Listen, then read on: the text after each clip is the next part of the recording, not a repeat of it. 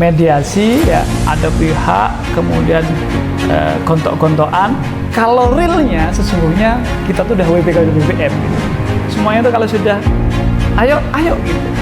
Bukan omong kosong tapi memang ada buktinya gitu ya. Hormatlah buat teman-teman semua ya. Assalamualaikum warahmatullahi wabarakatuh. Selamat datang di podcast Pengadilan Agama Bengkayang yang kedua. Kali ini narasumber kita yaitu Bapak Miftahul Arwani SHI selaku Wakil Ketua Pengadilan Agama Bengkayang yang kerap kita panggil Pak Wakil. Beliau rekam jejaknya sebagai seorang hakim sudah tidak diragukan lagi. Mari kita sambut bersama Bapak Wakil Pengadilan Agama Bengkayang. Assalamualaikum Pak. Waalaikumsalam warahmatullahi wabarakatuh, Kak Aruni. Ya, boleh sedikit diperkenalkan Pak kepada para pemirsa di rumah tentang latar belakang Bapak sebagai Wakil Ketua Pengadilan Agama Bengkayang. Baik, terima kasih Kak Aruni.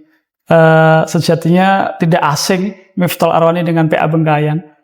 Dulu itu ketika tahun 2019-2012, tepatnya di bulan Maret tahun 2010, itu saya pertama kali menginjakkan kaki di PA Bengkayang ketika dulu masih berkedudukan di Singkawang.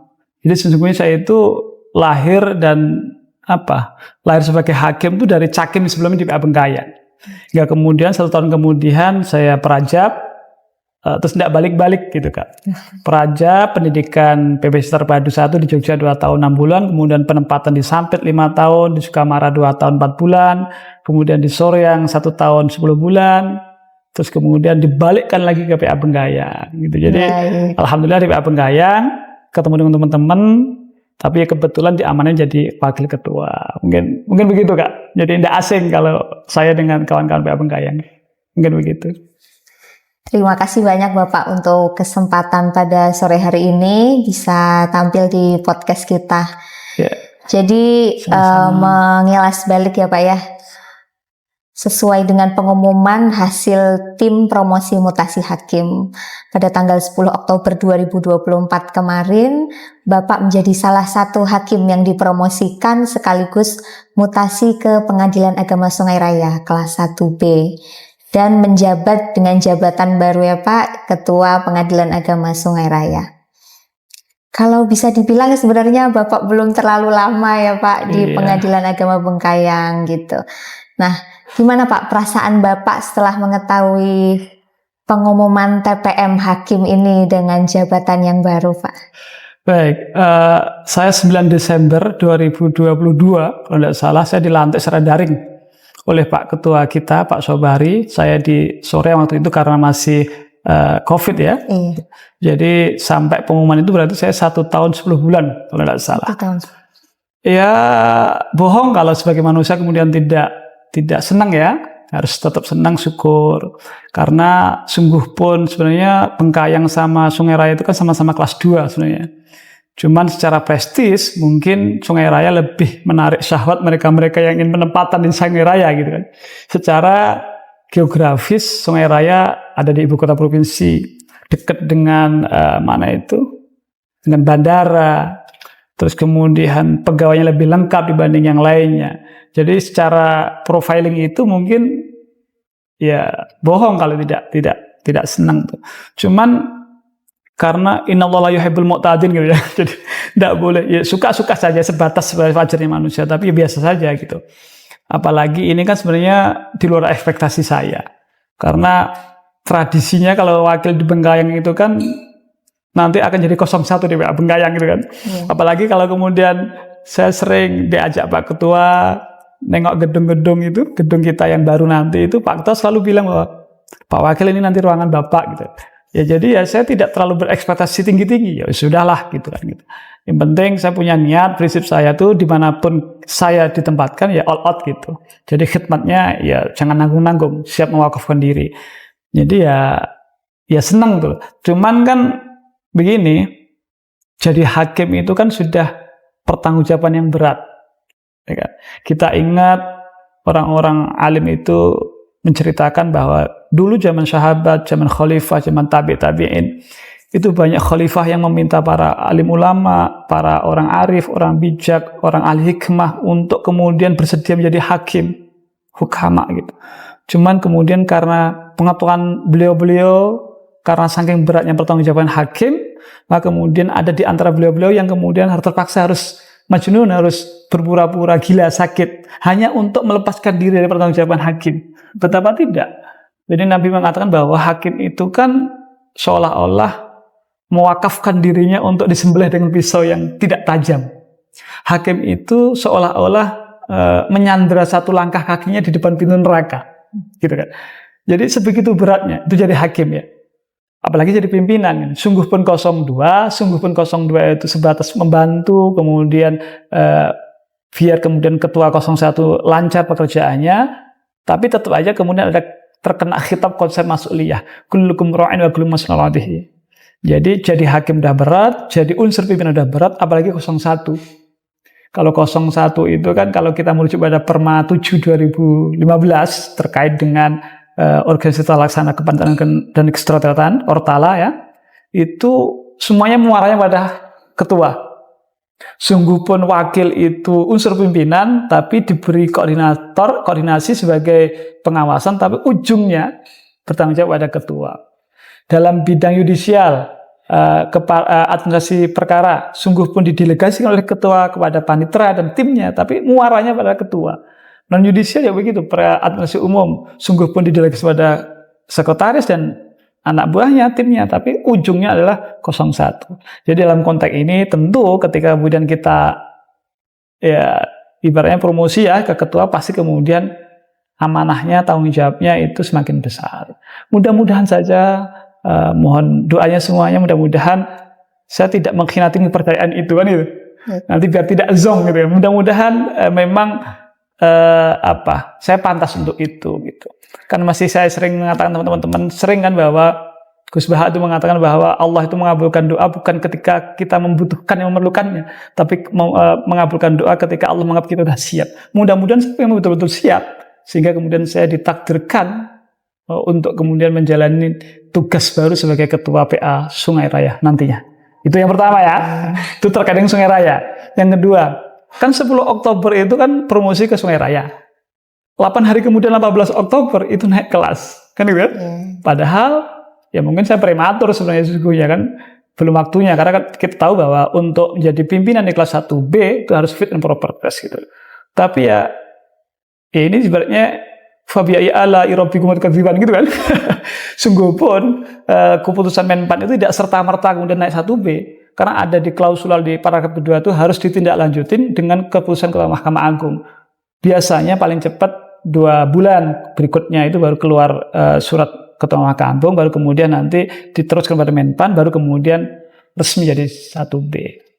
Tapi udahlah, itu mungkin bonus ya, kalau memang rezekinya masih di situ, kalau enggak ya entahlah nanti. Yang penting apa yang di depan mata ya jelas, insya Allah tanggal 31 Oktober dilantik, ya udah all out gitu aja. Mudah-mudahan tidak mencederai amanah yang diembankan kepada saya. Mungkin begitu Kak Roni. Masya Allah, luar biasa Pak Wakil kita ini ya. Insya Allah dengan segala perjalanan dan pengalaman panjang Bapak sudah siap lahir dan batin. Amin, ya, Pak, amin, ya. amin. Semoga. Jabatan yang baru ya Pak. Amin, amin.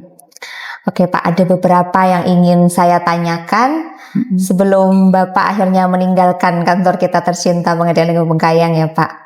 Bapak selaku Wakil Ketua di Pengadilan Agama Bengkayang, otomatis sekaligus menjadi Ketua Tim Zona Integritas Pengadilan Agama Bengkayang ya Pak. Apa saja yang kira-kira ingin Bapak sampaikan kepada Pengadilan Agama Bengkayang dalam upaya meraih predikat WBK? Karena sampai saat ini kita masih berjuang untuk mendapatkan predikat WBK itu Pak. Baik Kak Roni, sebenarnya PA Bengkayang itu sudah satu langkah menuju predikat itu. Kita ingat bahwa tahun 2020 itu sudah pernah disevaluasi kan, cuman kemudian kita gagal. Selebihnya kemudian kita belum sampai ke situ. Tapi jujur ya, saya sebagai praktisi di sini, sebagai pelaku yang di sini 1 tahun 10 bulan, kita punya programnya Bengkayang Religious Code BRC, yang ketika kita sidang deling di Capkala, kemudian di Sanggoledo, sidang deling kadang-kadang di Samalantan, di Sungai Duri, kemudian di Karimunting. Itu kan sebenarnya bagian dari tafsir kita akan integritas itu. Betapa tidak, bayangkan. Dari sidang keliling yang hanya kemudian di berapa? Kalau secara SK-nya itu hanya 80 perkara. Tapi kemudian kita bisa realisasi 132%, tepatnya adalah 106 perkara yang kita sidang lilingkan. Prodeo dari sekian yang targetnya dari target yang hanya 22 perkara, kita bisa realisasi 45%, 45 perkara. Artinya 204%. Dan itu terrealisasi semuanya di semester 1.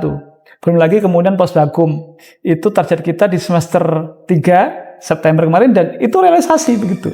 Dan sungguh pun semester 3 sudah selesai, tapi kawan-kawan postbagum tetap bertugas.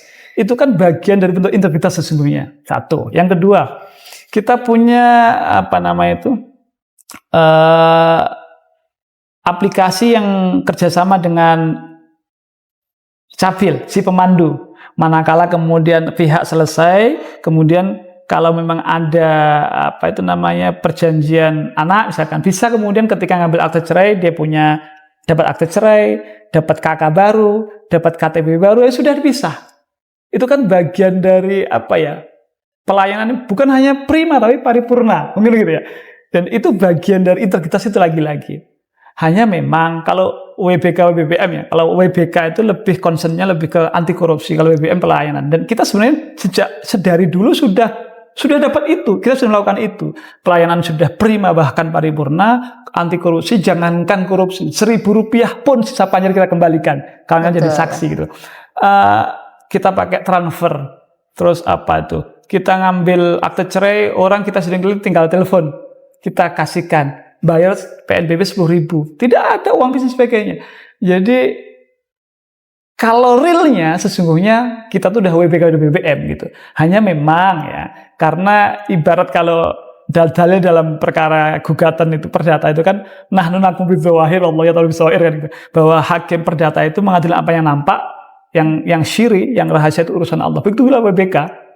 Jadi ada adagium WBK itu, integritas itu, kerjakan yang engkau tulislah yang engkau kerjakan. Nah, kelemahan kawan-kawan Bengkayang itu, karena dengan segala keterbatasan SDM, karena minimnya jumlah SDM, kita sering mengerjakan yang kita tulis, cuman jarang menulis yang kita kerjakan. Bahkan kita sering mengerjakan yang tidak kita tulis bahkan. Gitu. Jadi kalau dalam konteks ditanya, gimana WBK, WBM sudah kita sudah WBK itu harus pasti sudah. Hanya memang kelemahan kita dalam evidensasi, dalam kelengkapan knowledge gitu kan.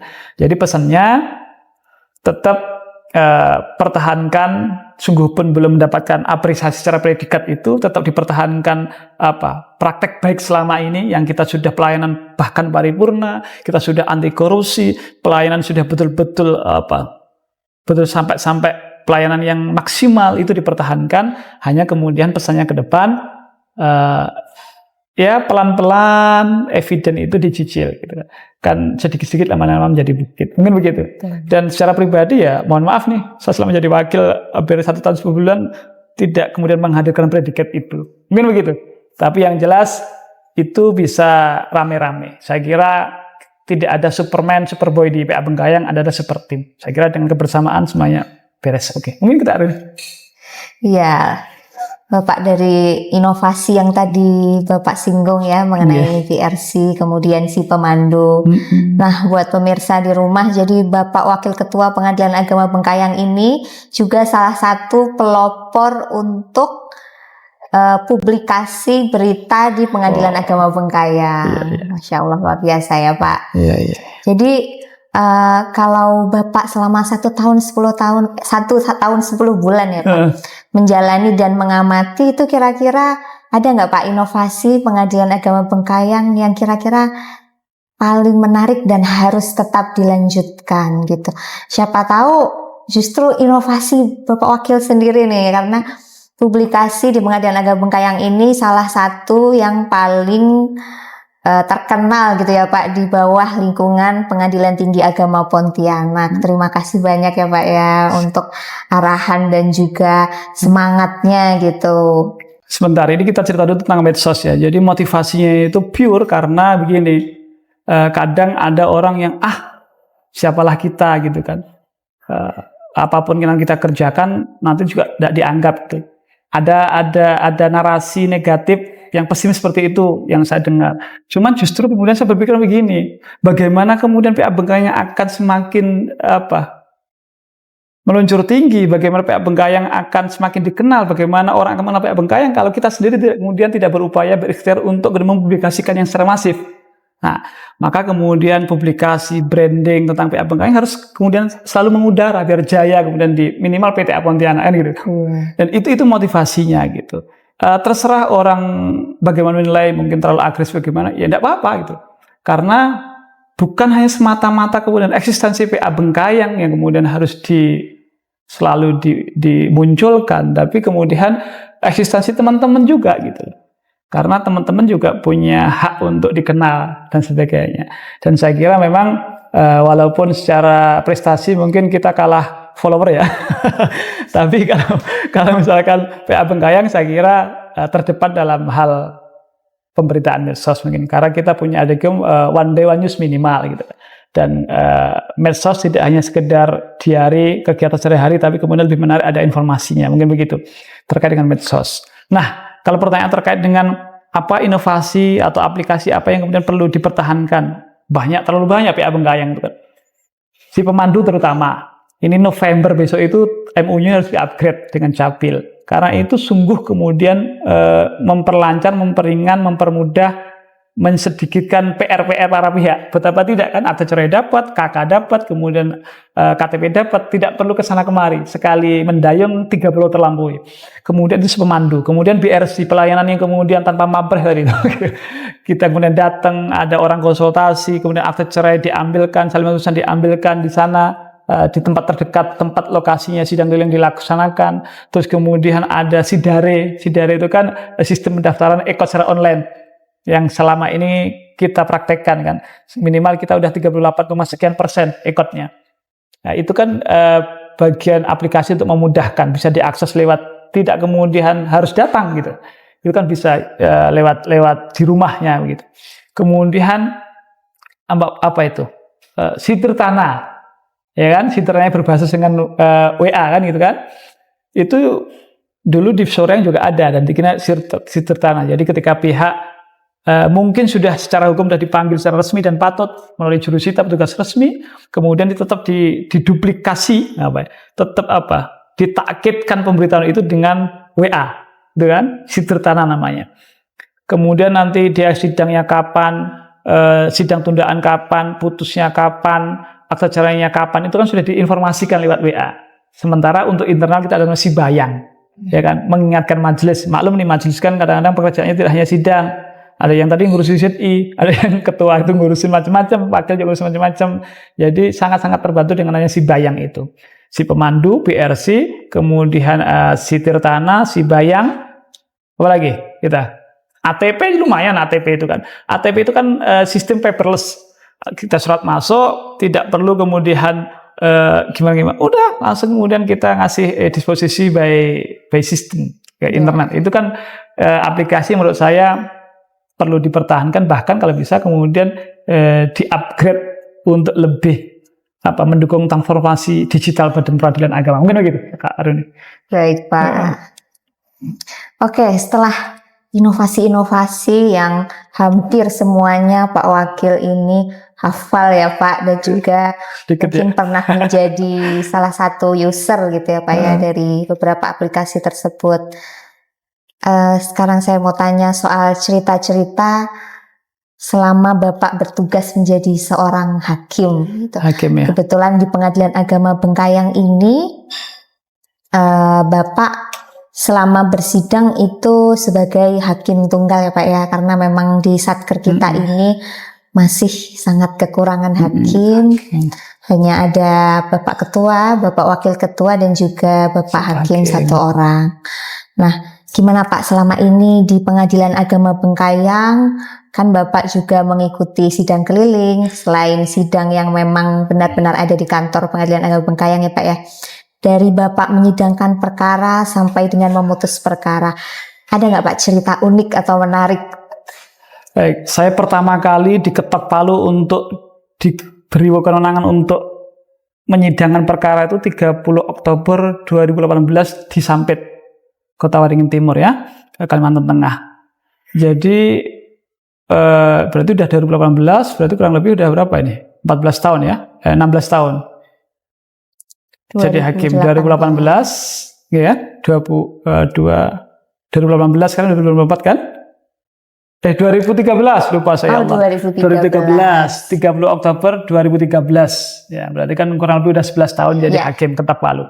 Dulu pertama kali kemudian Ketok Palu itu juga hati itu bergetar Kak, apalagi kemudian ketika misalkan kan sungguh pun PA itu bukan hanya cerai, tapi kan memang dominasinya cerai. Kalau kita merujuk pada penjelasan pasal 49 Undang-Undang 789 itu kan banyak sekali perkawinan. Perkawinan itu jenis macamnya ada 23. Cerai, talak, cerai gugur itu hanya 2 di antara 23 macam dari jenis perkawinan. Ada wasiat, ibah, waris, wasiat, ibah, kemudian ekonomi syariah ada 11. Nah, ketika ada perkara cerai, kemudian pihaknya itu gontok-gontokan, apalagi pihak lawannya tergugat atau termohon itu tidak terima, itu hati itu bergetar gitu. Aduh gitu kan, pasti ada hal seperti itu gitu. Dan itu berlanjut gitu kan. Nah, kalau ditanya kemudian apa yang membuat bangga gitu, apa yang menarik gitu, mungkin 2 hal Kak. Yang pertama, ketika ada perkara cerai misalkan kan, datang pertama tuh sudah sengketanya, konfliknya, perselisihannya itu udah kelihatan kentara banget. Di ruang sidang itu sering berselisih dan sebagainya. Wah, sampai mau pukul-pukulan dan seterusnya gitu kan. Sini ngomong, ditimpalin gitu, hampir pukul-pukulan. Itu sering saya temui gitu di ruang sidang. Tapi ketika kemudian kita berupaya memberikan haknya semuanya dengan adil, hingga akhirnya kemudian calon tergugat atau termohonnya bilang, gimana? Pak hakimnya tanya gitu, kemudian dia jawab, saya sebenarnya pengen rukun Pak Hakim, tapi kalau memang ternyata memang tidak mau lagi istri saya atau suami saya, ya apalah daya, semua saya serahkan kepada majelis. Ketika itu jawaban keluar, padahal sebelumnya dia seakan-akan tidak mau cerai, itu rasanya Masya Allah begitu. Itu Masya Allah, maksudnya berarti setidaknya mungkin tidak adil bagi tergugat atau termohon, tapi setidaknya dia agak menerima gitu. Dan itu sedikit kemudian menurunkan goncangan hati lah mungkin itu ya. Itu yang pertama. Yang kedua, ketika ke mediasi ya, ada pihak kemudian gontok-gontokan, bersengketa terkait dengan hak asuh anak atau nafkah iddah, kemudian atau mut'ah atau harta bersama, kemudian kita mediasi, kemudian berhasil, salam-salaman, rela sama rela, ridho sama ridho, ikhlas sama ikhlas, kemudian tereksekusi. Itu luar biasa rasanya. Dan itu kalau kita merujuk hadis Nabi, itu pahalanya besar sekali. Kalau ditanya, pernah Pak Wakil gitu? Kalau konteksnya di Bengkayang, saya pernah itu yang terkesan sekali. Jadi ada perkara cerai talak, suaminya melanggar adat karena nikah lagi, istrinya tidak terima, mau diadatkan, minta hukum adat, mintanya 100 juta, dimediasi, akhirnya turun jadi 40 juta atas asas kerelaan, dan kemudian dibayar bahkan sebelum ikrar talak secara cash tunai. Itu Masya Allah rasanya luar biasa. Dan saya mencoba untuk itu jangan-jangan hanya pura-pura saja ini suaminya itu, relanya gitu. Tapi sampai kemudian beberapa bulan kemudian saya coba tanya teman yang memang bertetanggaan itu, saya tanya gimana tuh, baik-baik saja, berarti memang betul gitu kan. Putusannya mediator hakim itu betul, putusan saya betul. Itu mungkin 2 hal yang pengalaman yang menurut saya menarik dan membuat lega gitu. Intinya semua perkara ketika kemudian bisa diputuskan dengan sama-sama rela, diterima sama-sama rela, kemudian mediasi sama-sama rela juga, kemudian tereksekusi dengan baik, itu membuat sesuatu yang lega. Mungkin begitu Kak Arin. Pengalaman yang ini ya Pak, naik turun gitu ya saya. Dan memang Pak Wakil Pengadilan Agama Bengkayang ini sering memediasikan pihak-pihak berperkara dalam perkara perceraian. Dan juga sering berhasil, alhamdulillah ya Pak. Terima kasih. Pasti banyak para pihak yang juga terkenang gitu. Amin. Dengan Semoga. kondisi atau posisi Bapak pada saat itu menjadi mediator gitu ya Pak ya, mediator hakim. mudah-mudahan dimanapun Bapak berada tetap menjadi Amin, amin. mediator yang paling adil ya Pak Tapi ya. di dalam perlu diketahui kasus-kasus Kak Rudi dan teman-teman semuanya. Jadi mediasi perceraian itu lebih sulit dibanding perceraian mediasi kepada perkebendaan. Karena cerai itu terkait dengan hati. Susah gitu. Tapi kalau perkara kebendaan itu sedikit lebih gampang karena nampak gitu kan. Iya. Pernah enggak Pak Wakil pernah gitu? Oh, saya di Soreang sering itu kalau berhasil perkara kebendaan itu harta bersama, waris, kemarin wasiat, hibah gitu. Pernah. Tapi menurut saya itu sedikit lebih mudah, bukan menggampangkan ya dibanding perceraian, karena perceraian masalah hati. Mungkin begitu Kak Arun. Iya.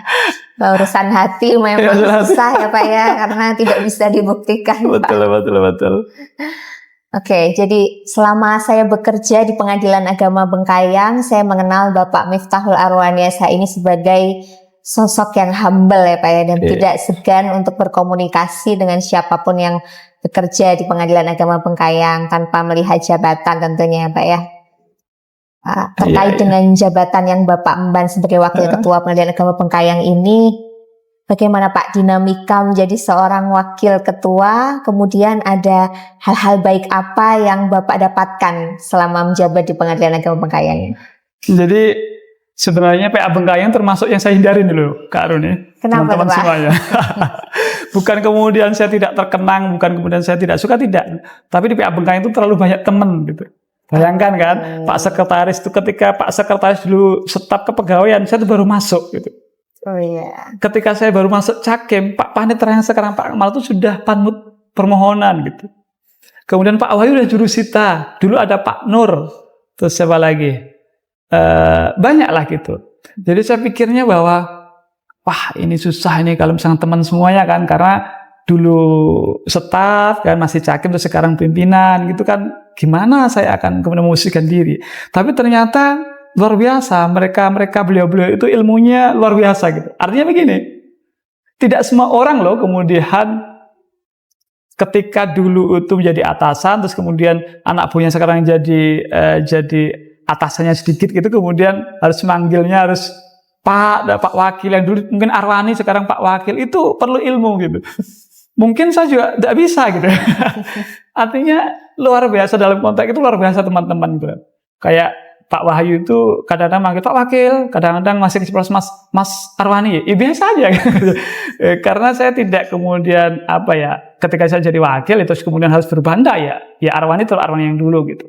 Tapi Rasulullah baginda Rasul itu dikagumi karena sifat basyariahnya. Bukan berarti karena baginda Rasul itu seorang nabi, pemimpin para nabi dan rasul, kemudian dia harus suci, tidak boleh makan, itu tetap makan dulu, minum gitu. Sungguh pun Arwani itu ketua, ya tetap aja Arwani gitu. Jadi ya boleh saja gitu. Arwani ngopi sama Mas Wahyu, ngopi sama Pak Indra, ngopi sama Pak Sas, ya boleh saja. Nah, dalam konteks ini menurut saya luar biasa mereka. Itu yang pertama. Yang kedua, memang PA Bengkayang ini pegawainya tidak pernah lengkap. Kadang-kadang panmutnya hilang satu, kadang-kadang kasubagnya cuma satu gitu. Nggak punya PP. Tapi kemudian teman-teman itu kan kinerjanya luar biasa. Saya bilang tadi bahwa bukan Superman, bukan saya, bukan Pak Ketua, bukan Pak Nita sebagai sekretaris, tapi super tim semuanya. Semuanya itu kalau sudah ayo gitu. Apalagi itu ada 10 budaya malu, tahu kan ya? Itu diterapkan. Kemudian core value-nya bertata krama dan sopan santun, itu luar biasa. Mungkin dari sekian satker yang saya khidmat di sana, mungkin tidak banyak yang kawan-kawannya itu kemudian sopan santun serta krama kinerjanya yang sebagus dengan teman-teman PA Bengkayang. Dan itu bukan saya omong kosong loh ya. Jadi PA Bengkayang itu dulu sebelum saya datang tuh sudah narasinya sudah berprestasi. Dulu pernah tingkat nasional, eksaminasi kan, SPP dan sebagainya. Dan itu ternyata saya buktikan itu di sini. Saya masuk 2022 bulan Desember ya. 2023 zamannya Bu Sisvia itu sudah baik prestasi, sudah sering PA Bengkayang naik panggung ketika Rakorda.